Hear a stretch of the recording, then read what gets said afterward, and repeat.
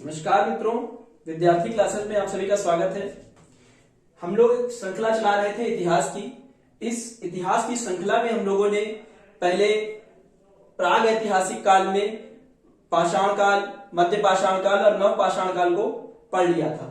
आज हम लोग पढ़ने जा रहे हैं आद्य ऐतिहासिक काल। आद्य ऐतिहासिक काल क्या था, रिवाइज कर लेते हैं।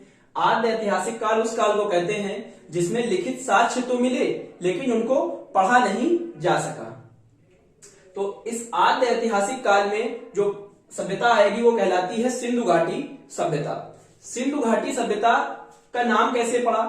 अब ये जो सभ्यता थी यह सिंधु घाटी के, सिंधु नदी के किनारे किनारे बसी, जिस वजह से इसका नाम सिंधु घाटी सभ्यता पड़ा। आप लोगों ने देखा होगा ज्यादातर जितनी भी सभ्यताएं हुई हैं वो किसी न किसी नदी के किनारे हुई हैं। तो इसमें भी जो हमको प्रमुख स्थल मिलेंगे वो सब किसी न किसी नदी के किनारे ही मिलेंगे, क्योंकि नदी के किनारे खाने पीने की चीजें जो होती थी या पानी की जो व्यवस्था होती थी वो आसानी से हो जाती थी। तो देखते हैं सिंधु घाटी सभ्यता के कुछ उपनाम भी आते हैं। सिंधु घाटी सभ्यता सबसे पहली नगरीय सभ्यता थी। इसको कांस्य युगीन सभ्यता भी कहते हैं। अब हम लोगों ने पिछले पाषाण काल में पढ़ा था कि तांबे की खोज वहां पर हो चुकी थी। तो यहां पर सिंधु घाटी सभ्यता में सबसे ज्यादा प्रयोग किया जाएगा कांसे का, और इस कांसे के प्रयोग की वजह से ही ये क्या कहलाएगी? ये कहलाएगी कांस्य युगीन सभ्यता कहलाएगी। फिर इसके बाद देखते हैं इसका एक अन्य नाम भी आता है हड़प्पा सभ्यता। सिंधु घाटी सभ्यता को हड़प्पा सभ्यता भी कहते हैं। ऐसा क्यों कहते हैं?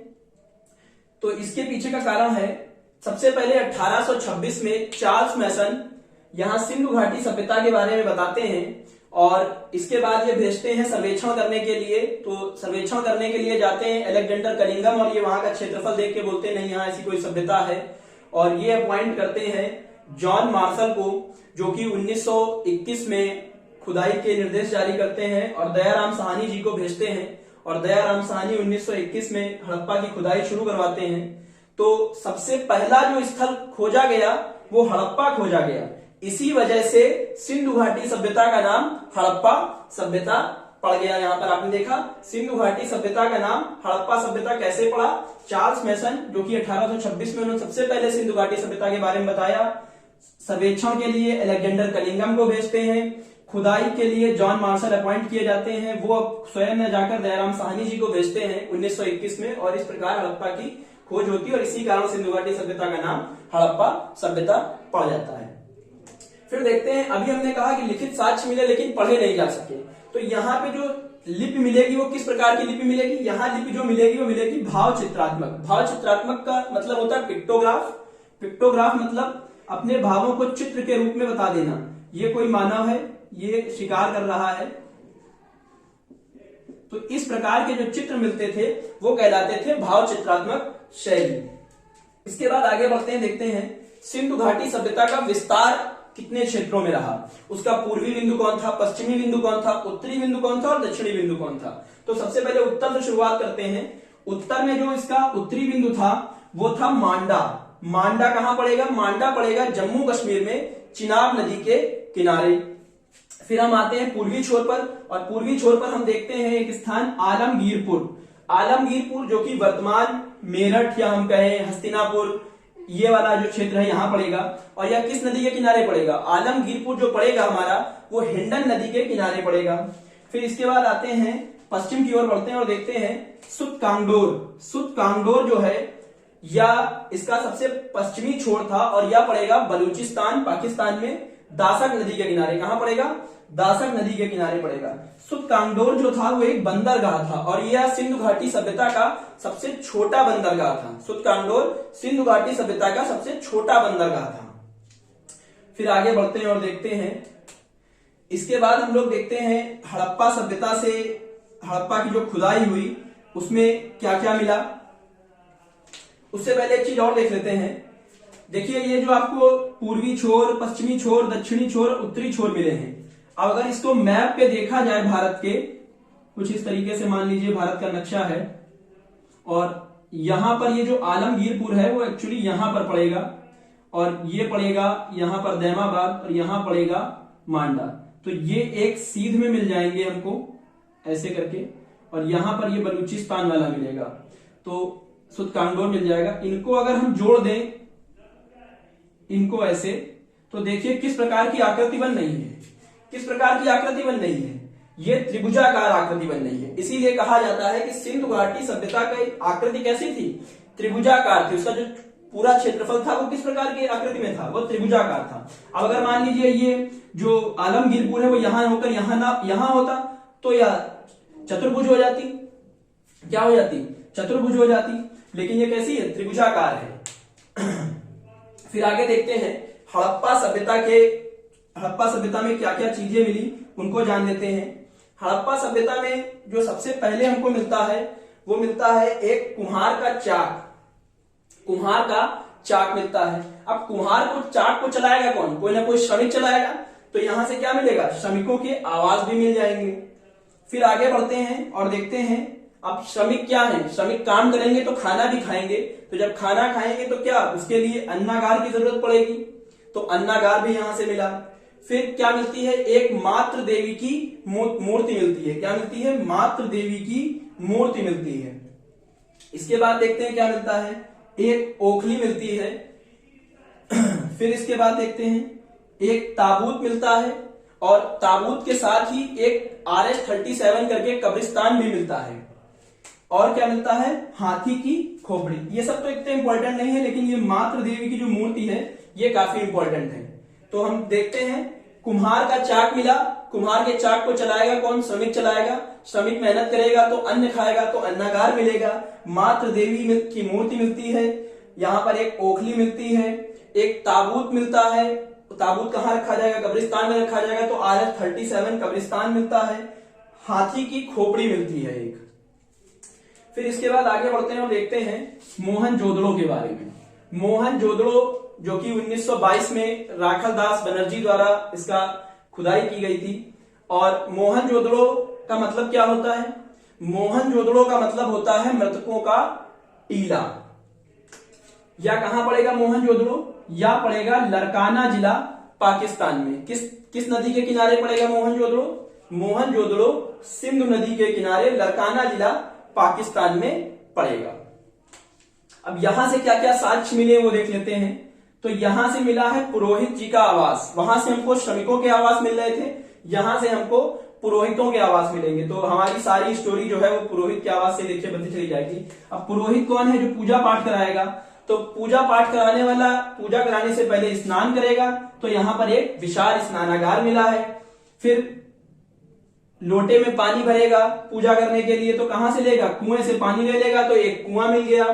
फिर अन्नागार देखिए यहाँ पर हड़प्पा में भी मिला था, और अन्नागार यहाँ पर भी मिल रहा है। अब भगवान को चढ़ाने के लिए कुछ अन्न वगैरह ले जाएगा, तो सबसे बड़ा अन्नागार कहां पर मिलेगा, वो मिलेगा मोहनजोदड़ो में। पूछा जाए अगर अन्नागार कहां है, तो दोनों जगह है, लेकिन अगर पूछा जाए विशाल अन्नागार कहां पर मिलेगा, तो वो मिलेगा मोहनजोदड़ो में। अब पंडित जी पूजा करने जा रहे हैं, पुरोहित जी, तो वो कुछ ना कुछ अच्छे कपड़े पहनेंगे, तो सूती वस्त्र पहनेंगे सफेद बढ़िया। फिर अब पंडित जी जाएंगे तो क्या छोटी सड़क से जाएंगे, नहीं, पंडित जी बड़ी सड़क से जाएंगे। तो कैसी सड़कें थी, मोहनजोदड़ो की चौड़ी सड़कें थी। हालांकि पूरी सिंधु घाटी सभ्यता में सभी जगह जो सड़कें थी वो चौड़ी थी, लेकिन चौड़ी में अगर सबसे ज्यादा चौड़ी कहाँ की थी, तो वो मोहनजोदड़ो की थी। फिर अब पूजा के लिए निकले थे, तो कोई ना कोई भगवान भी चाहिए, तो वो किसकी पूजा करेंगे, पशुपति शिव की पूजा करेंगे। किसकी पूजा करेंगे, पशुपति शिव की पूजा करेंगे। और यहां से क्या मिलता है, पशुपति शिव की मूर्ति मिलती है। अब कैसे पता चला कि ये पशुपति हैं और ये शिव हैं, तो ये ध्यान की मुद्रा में बैठी हुई मूर्ति मिली है, तो इससे पता चलता है कि ये शिव जी हो सकते हैं। अब इनको पशुपति क्यों कहा गया, क्योंकि इनकी दाईं ओर हाथी और बाघ के चित्र मिलते हैं, और बाईं ओर गैंडा और भैंसा के चित्र मिलते हैं। तो जब आपने देखा और सुना भी होगा कि जब शंकर जी की बारात जाती है, तो सब उनके साथ उनके गढ़ जाते हैं, गाय बैल सारे जानवर जाते हैं, भभूत लगा के जाते हैं। तो इस प्रकार से हमने देखा कि वो क्या है, पशुपति, यानी कि पशुओं के पति, यानी कि उनके संरक्षक। तो उनके संरक्षक कौन कहलाए, शिव कहलाए। तो पशुपति शिव की मूर्ति मिल जाती है यहां से।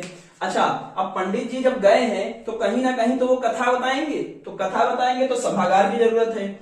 अच्छा, अब शिव जी आए हैं, तो शिव जी का एक अवतार ये भी कहा जाता है कि उन्होंने नटराज भगवान कहा जाता है इनको, शंकर भगवान को नटराज भगवान कहा जाता है।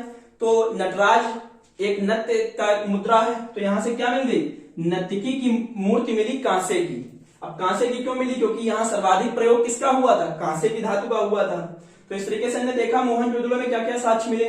सबसे पहले पुरोहित आवास मिलता है, पंडित जी घर से निकलते हैं। स्नानागार, स्नानागार में स्नान करते हैं। कुएं से पानी निकालते हैं लोटा भर, कुआं मिल जाता है। अन्नागार में थोड़ा अन्न ले लेते हैं चढ़ाने के लिए। सूती वस्त्र पहन लेते हैं बढ़िया सफेद, और चौड़ी सड़क में जाते हैं और पशुपति शिव की पूजा करते हैं। और सभागार में सभी को कथा सुनाते हैं, और यहां से एक नर्तकी की मूर्ति मिली। तो इंपॉर्टेंट मात्र देवी की मूर्ति, नर्तकी की मूर्ति, पशुपति शिव की मूर्ति, अन्नागार, स्नानागार, ये कुछ इंपॉर्टेंट थे। इसके बाद देखते हैं एक और स्थल है जो कि है चुनदड़ो।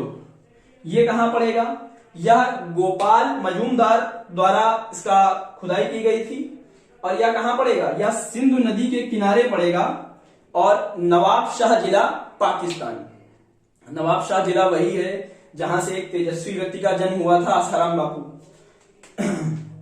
फिर देखते हैं यहां से जितने भी साक्ष्य मिले वो सभी महिलाओं से संबंधित थे। जैसे महिलाएं खूब मेकअप करती हैं, खूब लिपस्टिक काजल लगाती हैं, तो वही सब साक्ष्य यहां से मिलेंगे। यहां से क्या मिला, एक लिपस्टिक का साक्ष्य मिला, काजल का साक्ष्य मिला, और क्या मिला, सुई धागा मिला। अब महिलाएं क्या होती हैं, अगर मास्टरनी बन गई तो बैठी हैं और सुई धागा अपना वही स्वेटर बुन रही है, तो ये सब साक्ष्य किसके, महिलाओं से संबंधित हुए। सुई धागा मिल गया, लिपस्टिक मिल गया, काजल मिल गया, और क्या मिला, और यहां पर मिट्टी के ऊपर कुत्ते और बिल्ली के पैरों के निशान मिले। आप भी जानते हैं कि कुत्ते और बिल्ली में ज्यादा बनती नहीं है, तो हो सकता है कि किसी ने लीपा हो बढ़िया और बिल्ली भाग रही हो, कुत्ता उसको दौड़ा लिया हो। तो इस प्रकार से मिट्टी पर कुत्ते और बिल्ली के पैरों के साक्ष्य मिले हैं। अब एक चीज आती है, दुर्ग क्या होता है। दुर्ग होता है, जैसे मान लीजिए ये शहर है, तो यहाँ पे ये ढेर सारे घर बने हैं इस तरीके से, ये घर बने हैं। अब इन घरों के चारों तरफ एक बाउंड्री बना दिया, जैसे आज भी सोसाइटी बनती है, तो सोसाइटी में बड़ी बड़ी बिल्डिंगें बना दी जाती है, उसकी चारों तरफ बाउंड्री कर दी जाती है, और उसके बाहर एक गेटमैन बैठा होता है। उस गेटमैन से पूछ के ही आप उस सोसाइटी के अंदर एंटर कर सकते हैं। तो मात्र एक रास्ता होता था और बाकी चारों तरफ बाउंड्री होती थी। तो इसी तरीके से जितने भी स्थल अभी हमने पढ़े, इन सब में दुर्ग होता था। लेकिन चुनदड़ो एक ऐसा था जो क्या था, दुर्ग रहित था। यहां पर कोई दुर्ग नहीं पाया जाता था। इसके आगे देखते हैं कौन कौन से, आइए देखते हैं आगे। तो इसके बाद हम लोग देखते हैं सुतकांगडोर। सुतकांगडोर जो कि बलूचिस्तान में पड़ रहा था, यह सबसे छोटा बंदरगाह है। यह बलूचिस्तान पाकिस्तान में पड़ रहा था, सबसे छोटा बंदरगाह है। और यहां से क्या मिलेंगे, घोड़े के कंकाल मिलेंगे, और मानव की अस्थियों को कलश में बंद करके रखा गया था। फिर इसके बाद देखते हैं कालीबंगा। कालीबंगा कहां पड़ेगा, कालीबंगा राजस्थान में पड़ेगा। और यहां से क्या मिलेगा, यहां से हमको काली चूड़ियां मिलेंगी व जुते हुए खेत के साक्ष्य मिलेंगे। इसके बाद हम लोग देखते हैं एक चीज आती है कि यहां से कुछ लगभग 350 स्थल खोजे गए, जिनमें से 200 स्थल तो सिर्फ हमको कहां से मिले, गुजरात से मिले। 200 स्थल कहां से मिले, 200 स्थल के लगभग कहां से मिले, गुजरात से मिले। तो गुजरात में जो इंपॉर्टेंट स्थल है उनको देख लिया जाता है। सबसे पहले आता है धौलावीरा। धौलावीरा काफी इंपॉर्टेंट हो जाता है क्योंकि इस बार ये यूनेस्को की वर्ल्ड साइट में शामिल किया गया है, और धौलावीरा है। धौलावीरा के बाद आता है एक रंगपुर। रंगपुर से क्या मिला है, रंगपुर से हमको धान की भूसी मिलती है। इसके बाद सबसे बड़ा जो बंदरगाह था वो था लोथल। लोथल क्या था, सबसे बड़ा बंदरगाह था, और ये किस नदी के किनारे था, यह भोगवा नदी के किनारे था, गुजरात में पड़ता है।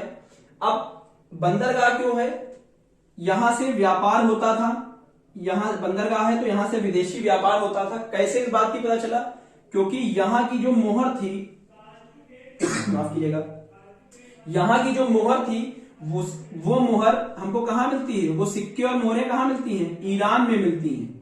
और ईरान की जो मोहर थी उसके साथ यहां से मिलते हैं। तो इससे पता चलता है इनका व्यापार आपस में इस प्रकार चलता रहा होगा। फिर इसके बाद देखते हैं कि स्थल आता है रोपड़। रोपड़ कहां पड़ेगा, रोपड़ वर्तमान पंजाब में पड़ेगा। इसकी खुदाई किसने करवाई थी, यज्ञदत्त शर्मा ने करवाई थी। यहां पर क्या मिला था, यहां पर आदमी के साथ कुत्ते के साक्ष्य मिले थे। और पाषाण काल में हमने क्या पढ़ा था, बुर्ज होम में जम्मू कश्मीर में आदमी के साथ कुत्ते के साक्ष्य मिले थे। इसके बाद आता है बनावली। बनावली कहां पड़ेगा, बनावली रंगोई नदी के किनारे हरियाणा में, कहीं कहीं पे सरस्वती भी मिल सकता है, रंगोई नदी के किनारे हरियाणा में पड़ेगा। इसकी खुदाई किसने करवाई थी, रविंद्र सिंह ने करवाई थी। इसके बाद यहां से क्या क्या मिल जाएगा, यहां से नाली मिल जाएगी, हल मिल जाएगा, सड़क मिल जाएगा और टेरिकोटा मिलेगा। टेरिकोटा जो कि वर्तमान में इसका जीआई टैग किसके पास है, गोरखपुर के पास है। ओडीओपी आपने पढ़ा होगा, वन डिस्ट्रिक्ट वन प्रोडक्ट, उसमें टेरिकोटा किसका है, गोरखपुर का। मिट्टी से बनाए गए खिलौने को क्या कहते हैं, टेरिकोटा कहते हैं। राखी गढ़ी, राखी गढ़ी यह सिंधु घाटी सभ्यता का सबसे बड़ा स्थल है। सिंधु घाटी सभ्यता का सबसे बड़ा स्थल कौन सा होगा, राखी गढ़ी होगा। राखी गढ़ी कहां पड़ेगा, यह हरियाणा में पड़ेगा। और किस नदी के किनारे पड़ेगा, यह पड़ेगा घग्गर नदी के किनारे। सबसे बड़ा नगर कौन सा है, हमने पढ़ा सबसे बड़ा स्थल जो है वो राखी गढ़ी था, लेकिन सबसे बड़ा नगर कौन सा होगा, सबसे बड़ा नगर होगा मोहनजोदड़ो। सबसे बड़ा नगर कौन सा होगा, मोहनजोदड़ो होगा। इसके बाद आइए देखते हैं, इसके बाद एक चीज आती है कि जब कोई व्यक्ति मर जाता था तो उसका अंतिम संस्कार किस प्रकार होता था। तो मोहनजोदड़ो जो था वहां पर व्यक्ति को जला दिया जाता था, उसकी अस्थियां प्रवाहित कर दी जाती थी।